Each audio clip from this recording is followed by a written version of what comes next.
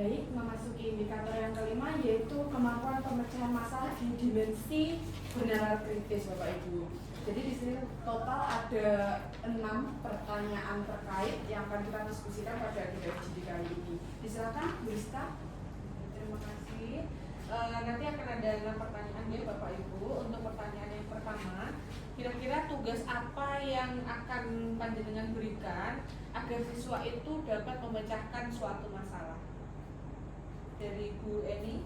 Ya, saya nanti akan memberikan tugas berbasis studi kasus atau situasi nyata yang dapat mendorong siswa dalam berpikir kritis. Yang lainnya ada yang ingin menambahkan dari Bu Iin? Saya setuju dengan saya. Sudah Bu Eni, Bapak Ibu yang lain? Setuju.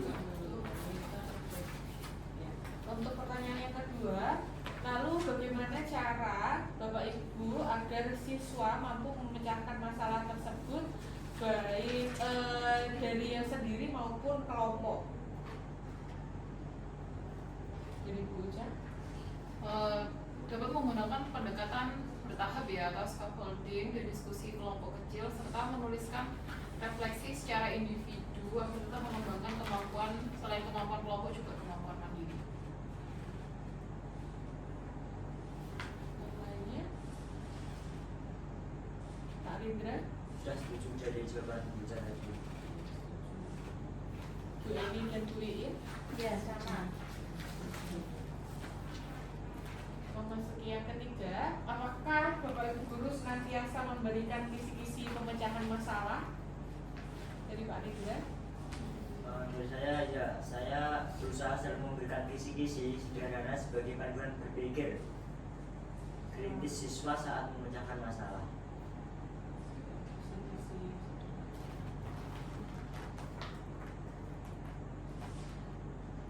Lalu menurut Bu Iin, kira-kira seberapa pentingnya kisi-kisi tersebut sebagai pemecahan masalah?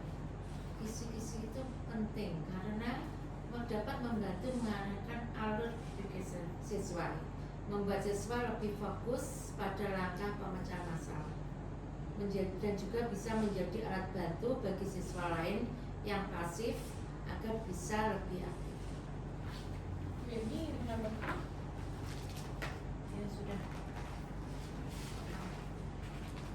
Lalu kira-kira kendala apa yang mungkin terjadi dan kira-kira bagaimana cara mengatasi kendala tersebut? Oke, kalau beberapa kendalanya yang mungkin berhubungan dengan pemecahan masalah itu yang pertama itu siswa kurang terbiasa berpikir kritis dan sistematis ya, karena mungkin kalau di usia SD itu pemikirannya siswa itu masih terbatas pemikiran secara konkret, secara dia itu pokoknya harus diberikan contoh dulu, harus dipancing-pancing dulu. Kalau secara kritis itu mungkin bisa dilatih dengan secara bertahap sehingga nanti pemikirannya siswa ini nanti itu ketika dia belum terbiasa berpikir kritis, dia itu akan bingung saat dihadapkan dengan pada masalah terbuka. Jadi dia itu mungkin dia itu tahu maksudnya dia, tapi untuk menyampaikannya itu mungkin dia merasa kesulitan. Cara mengatasi kendalanya berarti dengan memberikan contoh. Iya, contoh yang mungkin dapat memantiknya menjadi lebih berpikir, oh gini loh maunya. Bu Eni, Bu Iin dan Pak Rindra, ada yang ingin ditambahkan atau sudah setuju? Solusinya lain yaitu bisa menggunakan media visual yang konkret.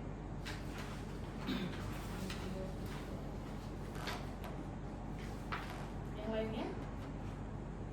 Mungkin ada kendalanya yaitu ketimpangan partisipasi pada kelompok, ada siswa yang aktif, ada juga siswa yang pasif dalam kelompok.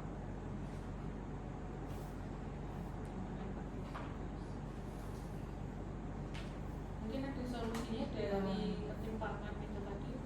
Dengan menggunakan manajemen yang kelompok yang lebih efektif. Penambahan dari Bu Iin untuk manajemen kelompok yang efektif ini mungkin dari satu kelas itu kan nggak mungkin anaknya berbakat semua ya. Jadi nanti untuk pemilihan kelompok masuk kelompok-kelompok itu bisa dimasukkan, dibagi.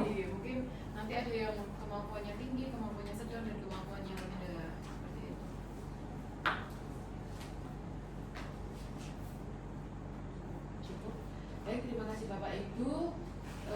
dimensi bernalar kritis sudah tuntas, kita akan memasuki dimensi yang selanjutnya, yaitu dimensi kreatif. Baik, untuk dimensi kreatif sendiri kita akan berdiskusi dengan 5 indikator. Yang pertama yaitu ada indikator orisinalitas, yaitu di sini kita akan berdiskusi dengan 5 pertanyaan. Jadi kami mohon kesediaan dari Bapak Ibu sekalian dapat sedikit memberikan sumbangsi untuk tesis Ibu Rizka kali ini. Silakan Bu Rizka. Baik, untuk indikator originalitas nanti akan ada 5 pertanyaan. Untuk pertanyaan yang pertama yaitu bagaimana cara guru membuat siswa itu senantiasa menyukai hal yang baru. Ini Bu Eni. Ya, yaitu dengan menghadirkan variasi media dan metode pembelajaran. Misal kita menggunakan video pendek atau cerita bergambar, lalu menggunakan lagi role play seperti itu.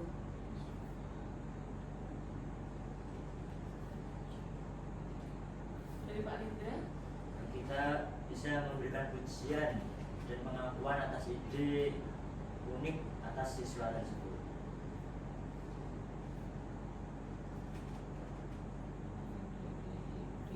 Bu Iin dan Bu Uja. Ya, setuju. Bu Iin setuju. Setuju.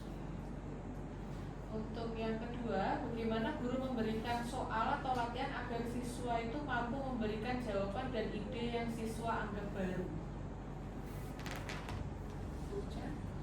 Oke, dapat menggunakan soal terbuka dan kontekstual ya, atau mungkin soal-soal yang berhubungan dengan keseharian mereka. Misalnya, bayangkan jika kalian sekolah kalian tutup dan guru meminta kalian untuk membawa bekal dari rumah, apa saja yang kamu bawa agar semua kebutuhan itu terpenuhi selama di sekolah, seperti itu. Nah, dia kan nanti akan memikirkan, kadang ada yang namanya anak kalau membawa bekal di sekolah itu kan pasti kan disiapkan oleh kedua orang tuanya. Nah, kadang untuk menyiapkan bekal seperti ini kan juga ada kadang udah disiapin bekal tapi anaknya nggak suka kayak gitu, kayak apa gimana kayak seperti itu.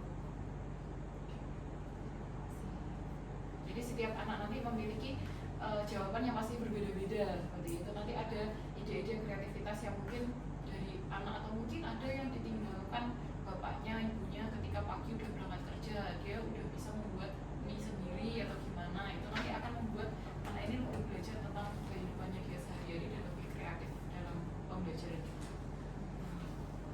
Terima kasih. Lalu kira-kira cara guru memberikan pembelajaran agar hasilnya itu mampu merupakan hasil dari orisinalitas siswa.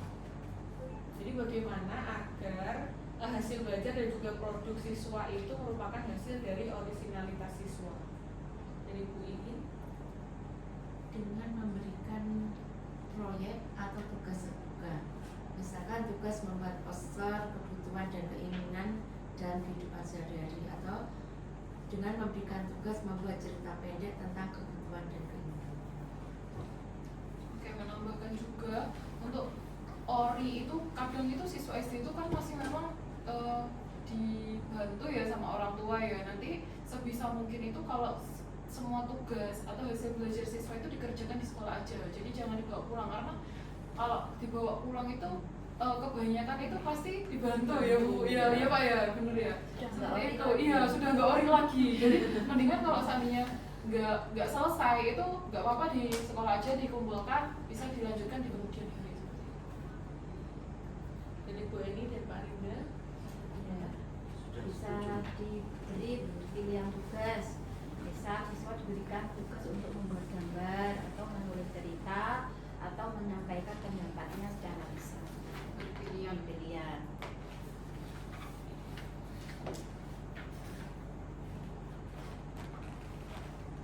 Pertanyaan selanjutnya lagi-lagi terkait kendala dan juga cara mengatasi kendala tersebut. Dari Pak Rindra. Biasanya siswa bingung karena lebih terbiasa dengan soal tertutup, terus kurangnya rasa percaya diri dalam menyampaikan ide. Lalu beberapa siswa cenderung meniru ide temannya. lalu waktu terbatas untuk menggali ide siswa satu persatu. Setuju Pak Indra. Setuju. Ya. Pak Indra ini kayaknya pengalaman langsung ya. Dan tadi Ternyata. iya, kira-kira cara mengatasinya bagaimana? Dari Bu Im menambahkan. Dapat diatasi dengan cara memberikan latihan secara bertahap, kemudian memberikan contoh tanpa mengarahkan jawaban. Misalkan ini contoh gambar kebutuhan ibu, kamu boleh buat gambar berbeda sesuai dengan kebutuhanmu. Tentu kebutuhan ibu dan kebutuhanmu berbeda.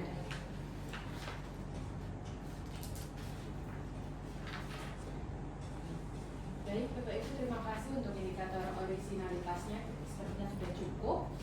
Kita selanjutnya akan menginjak ke indikator selanjutnya, yaitu fleksibilitas, dengan total ada 6 pertanyaan yang kita diskusikan. Langsung saja disilakan Bu Rizka. Untuk indikator fleksibilitas, pertanyaan yang pertama itu adalah bagaimana cara Anda sebagai guru memberikan pembelajaran agar siswa mampu menemukan pendekatan yang berbeda dalam pembelajaran IPAS. Dari Bu Eni. Ya, yaitu saya menggunakan pendekatan berbasis eksplorasi dan inquiry, di mana siswa diberikan kebebasan dalam mengeksplorasi cara berpikir dan solusi dengan cara memberikan tugas terbuka, terus menyediakan beberapa sumber informasi. Lalu yang terakhir yaitu siswa menggunakan pertanyaan, maksud saya guru menggunakan pertanyaan berpikir tingkat tinggi atau kronis. Dari Bu Uca, kira-kira kelemahan dan kelebihan dari metode tersebut? Untuk kelebihannya itu yang pertama mendorong kreativitas dan pemikiran orisinal siswa ya. Jadi siswa itu belajar untuk berpikir secara kreatif. Kemudian penyesuaian dengan gaya belajar masing-masing siswa. Jadi setiap siswa itu kan pasti berbeda gaya belajarnya, gimana, ada yang kinestetik, audio atau mungkin visual, dan tiap siswa itu pasti beda. Kadang kita ada yang obah, ada yang gerak mulu. Padahal dia ketika dikasih pertanyaan dia itu bisa gitu loh. Jadi belum tentu siswa yang gerak terus, obah terus itu adalah siswa yang nakal. Tapi dalam prosesnya itu juga dia gaya belajarnya itu seperti itu. Kemudian kelebihannya juga dapat membuka kesempatan bagi siswa untuk menemukan pendekatan unik terhadap materi. Contohnya seperti kayak seandainya matematika 1+1 itu dia nggak bisa langsung 1+1, dia harus menggunakan gambar atau mungkin gambar bunga 1 terus bunganya ditambah 1 lagi, kemudian ada 2 bunga seperti itu. Nah, sedangkan untuk kelemahannya sendiri itu ada yang siswa yang kurang percaya diri dan bisa bingung tanpa panduan yang jelas. Jadi ketika dia tidak diberikan arahan yang jelas itu beberapa siswa itu pasti akan bingung. Kemudian proses penilaian lebih kompleks karena jawabannya sangat bervariasi. Itu kelemahannya di guru ya. Jadi nanti guru pasti akan untuk menilainya itu pasti sangat lama lah seperti itu. Kemudian yang ketiga ada waktu belajar bisa lebih panjang dibanding dengan metode langsung. Meskipun waktu belajarnya lebih panjang, tapi biasanya itu siswa itu jadi lebih mudah untuk memahami materi tersebut. Dari Bu Im dan Pak Rindra ada tambahan? Ya, setuju.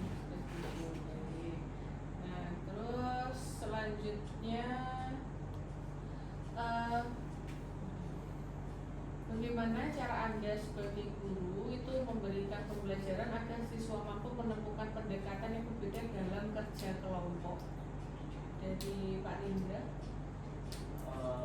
Yang pertama, kita bisa membagi siswa dalam kelompok heterogen, lalu membebaskan cara penyelesaian tugas kelompok, lalu memberikan peran yang berbeda dalam kelompok, lalu mempresentasikan hasil kelompok mereka.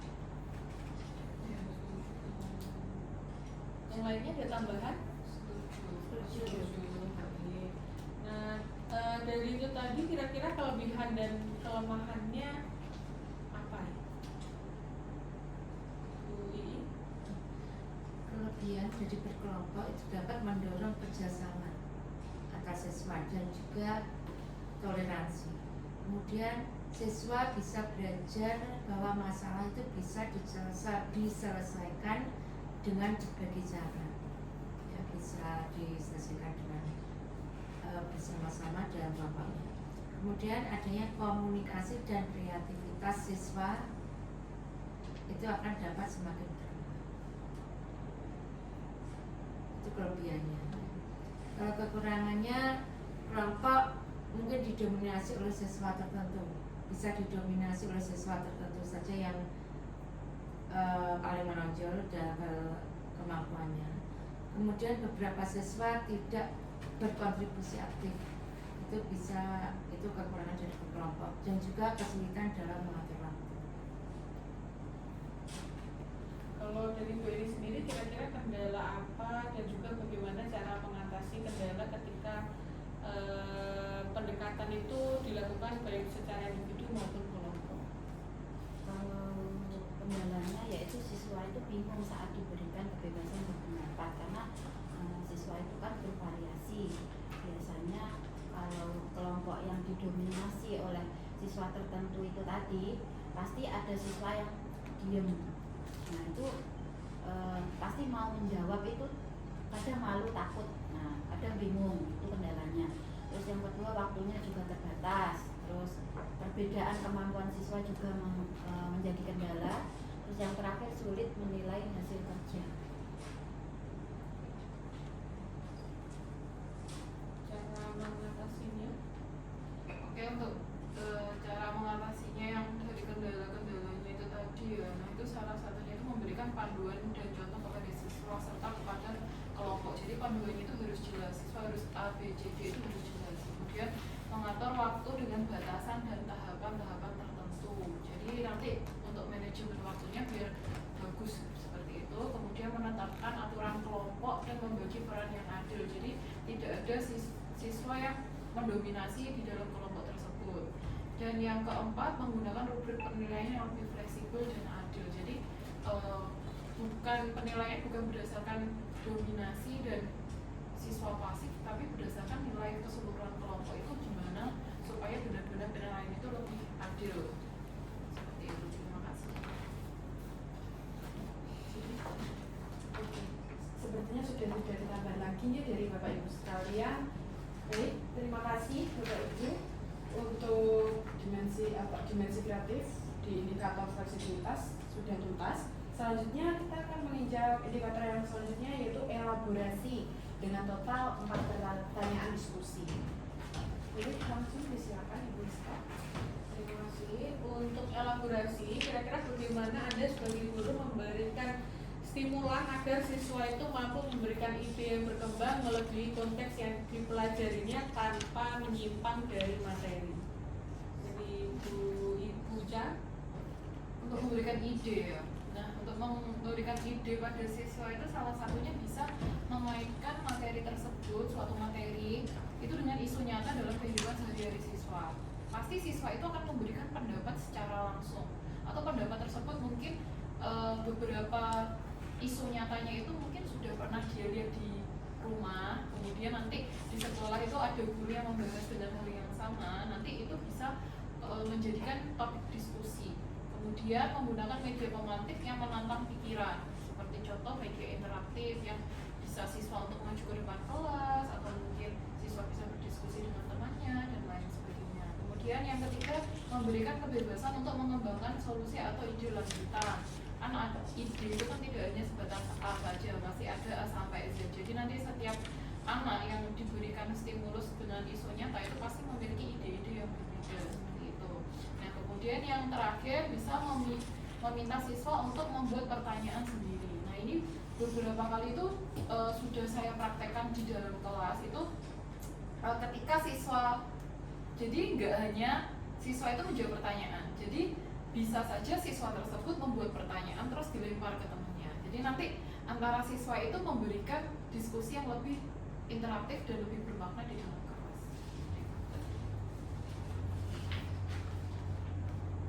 Selanjutnya, kira-kira contoh ide yang sering Anda berikan untuk dikembangkan siswa menjadi sesuatu yang lebih luas. Kira-kira tolong berikan contoh ide dari Pak Rindra. Untuk ide dasar dan pengembangannya sudah mas, yaitu kita bisa menggunakan kasus sederhana. Misalnya seorang anak ingin membeli mainan baru padahal dia masih memiliki mainan lama yang masih bagus. Saya arahkan siswa untuk mengembangkan ide tersebut menjadi diskusi lebih luas. Seperti apa dampak jika semua orang selalu membeli berdasarkan keinginan? Apa hubungannya antara keinginan dan kebutuhannya tersebut? Ada yang ingin menambahkan? Bu Eni? Sudah setuju.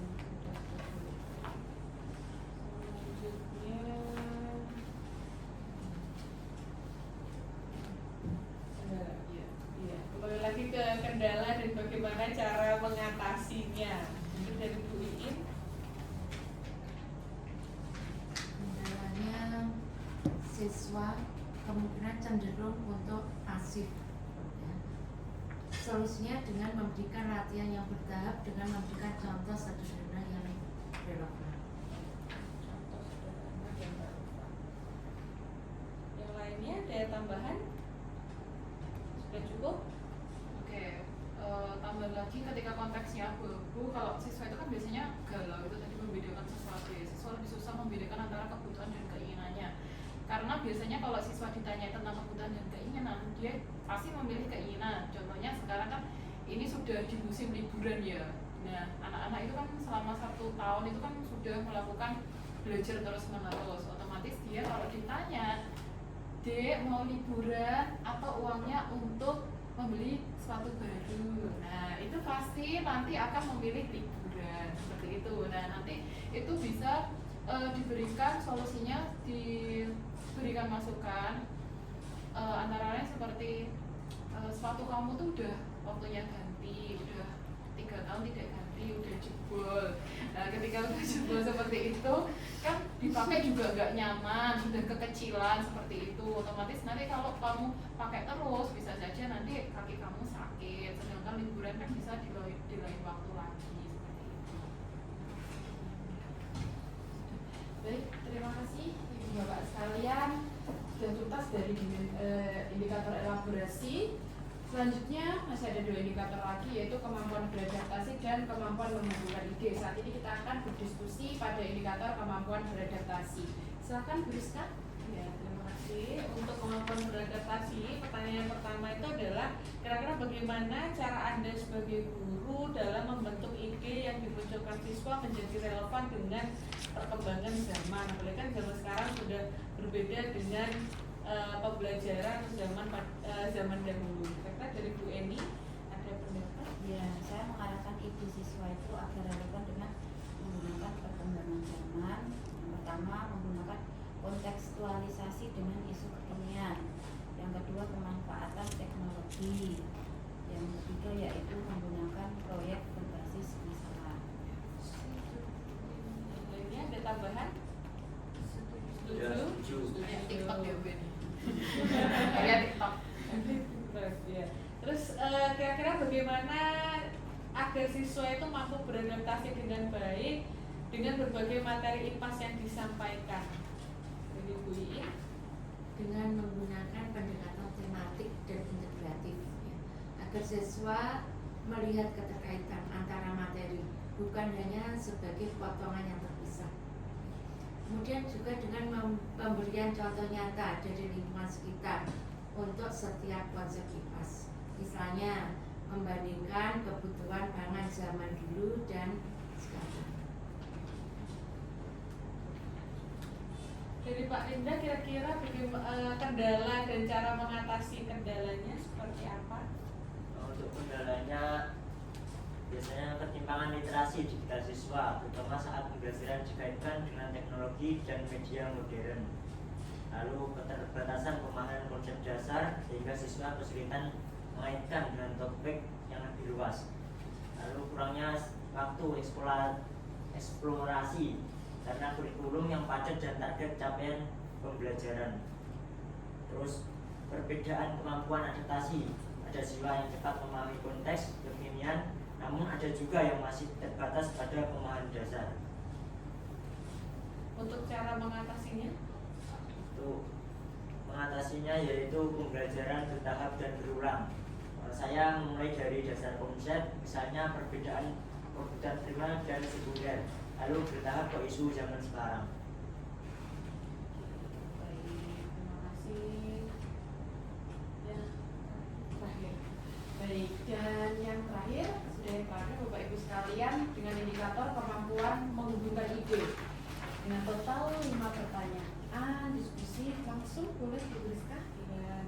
Untuk pertanyaan yang pertama, kira-kira bagaimana cara Anda sebagai guru mengaitkan materi IPAS dengan materi di luar IPAS sehingga menarik perhatian siswa, dan tolong berikan contoh sederhananya dari Bu Luca. Oke, menghubungkan IPAS dengan materi lainnya itu sebenarnya nggak susah ya, karena untuk IPAS sendiri itu secara nggak langsung itu kita sudah menerapkannya dalam kehidupan sehari-hari. Mungkin tapi ini contohnya ya. Nah ini contohnya itu bisa dengan mengaitkan materi IPAS dengan bahasa Indonesia itu, contohnya seperti melalui teks cerita atau bacaan tentang gaya hidup hemat. Nah di teks bacaan itu sendiri kan sudah mengambil tentang materi bahasa Indonesia, sedangkan gaya hidup hemat itu kan sudah berkaitan dengan cara kita hidup hemat melalui pembelajaran IPAS ya. Seperti itu. Kemudian bisa juga dikaitkan pembelajaran IPAS dengan matematika, misalnya menghitung pengeluaran antara kebutuhan dan keinginan dalam simulasi keuangan, dan mengaitkan IPAS dengan pendidikan Pancasila seperti pembentukan sikap bijak dan bertanggung jawab dalam memilih barang yang dibutuhkan. Seperti itu. Terima kasih. Ada tambahan dari Bu Eni? Dari saya yaitu tambahan saja mengaitkan IPAS dengan Pancasila. Tadi belum ya Bu Uca? Sudah Bu. Oh, sudah. Iya. Oh, maaf berarti Iya, saya Pancasila, matematika, yang belum bahasa berarti Indonesia. seni budaya. Iya, bahasa Indonesia Iya. belum. Oh iya. Apa Ibu ini? Kalau seni budaya itu misalnya Iya. membuat poster tentang bijak mengelola uang jajan. Oh, iya, iya. Itu dibuat seperti gambar, siswa berlomba-lomba membuat poster tentang Iya. kebijakan itu tadi. Iya. Bisa. Coba uang jajan. Nanti hubungannya sama materi kebutuhan dan keinginan Iya, ya Bu ini. ada lagi. Terima kasih. Lalu selanjutnya kira-kira bagaimana cara guru bagaimana cara tersebut itu juga efektif digunakan untuk berdiskusi secara kelompok. Tadi kan lebih ke individu. Nah sekarang biar efektif juga di kelompok itu seperti apa? Bu Iin? Kita melakukan diskusi dengan misalkan memilih tema tertentu. Temanya bijak membelanjakan uang. Di sini siswa diberi simulasi uang jajan 20.000. Kemudian mereka disuruh untuk membuat daftar kebutuhan dan keinginan yang ingin dibelinya. Lalu menghitung total pengeluarannya. Total pengeluarannya itu kan masuk ke dalam, sudah masuk dalam pelajaran matematika. Kemudian kita kaitkan dengan pelajaran lain dengan menceritakan alasan siswa untuk memilih itu, baik menceritakan secara lisan atau tertulis. Ini termasuk ke dalam pelajaran bahasa Indonesia. Kemudian menilai apakah uang yang dibelanjakan ini ya pilihannya itu sesuai dengan sila Pancasila, mencerminkan sikap hemat dan bertanggung jawab apa tidak. Ini termasuk pendidikan Pancasila. Kemudian diberi tugas lagi membuat poster hemat dan bijak memilih. Ini berhubungan sudah masuk ke dalam ranah seni budaya. Hidup hemat. Bapak Ibu ada yang menambahkan? Sudah cukup? Ya.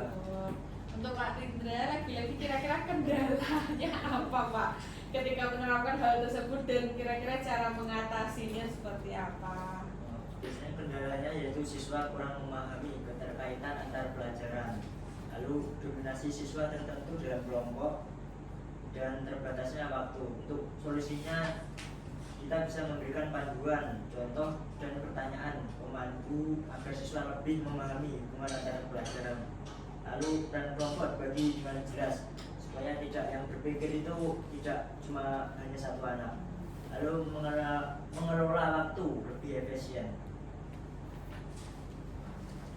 Dari Bapak Ibu, dari ibu-ibu yang lain ada yang menambahkan atau sudah cukup? Mungkin tambahannya untuk kegiatan tersebut diberikan media ya. Nah, medianya itu harus yang sesuai dan mendukung proses belajar mereka, sehingga nanti dalam proses pembelajarannya mereka juga lebih paham dan lebih memahami materi tersebut dengan baik dan jelas. Jangan lupa terakhir refleksi. Refleksi. Refleksi. Oke, cukup. Sudah cukup. Baik, sekali lagi saya sampaikan terima kasih Ibu Bapak sekalian atas diskusinya hari ini. Jadi setelah kita berdiskusi memang untuk IPAS ini memang terintegrasi untuk semua mata pelajaran ya Bapak Ibu. Jadi nggak dipecah sendiri-sendiri kayak dulu. Dengan harapan bisa mengimplementasikan profil pelajar Pancasila khususnya di kelas 4 SD Negeri 1 Kampung Dalam. Sekali lagi saya sampaikan terima kasih kepada Bapak Ibu sekalian dan juga Ibu Rizka. Kami sampaikan terima kasih untuk agenda FGD kali ini. Baik, saya Kak Amelia selaku moderator dan juga nutulan pada agenda kali ini mohon izin undur diri. Mohon maaf bila ada sikap maupun tutur kata yang kurang berkenan. Sekali lagi saya sampaikan terima kasih banyak dan wassalamualaikum warahmatullahi wabarakatuh. Waalaikumsalam warahmatullahi wabarakatuh.